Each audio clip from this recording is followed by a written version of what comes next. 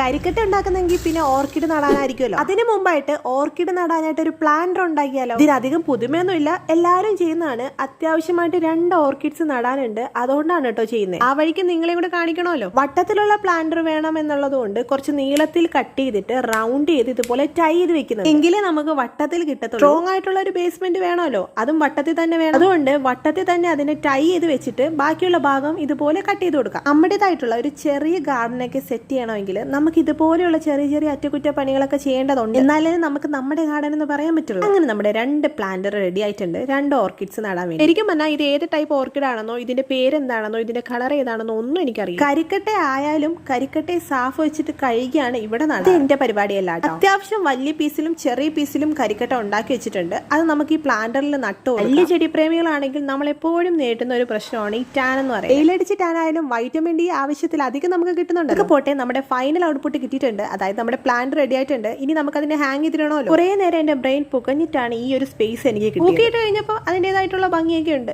ഇല്ലേ. പിന്നെ സബ്സ്ക്രൈബും കമന്റും ലൈക്കും കൂടെ ചെയ്തേക്കും.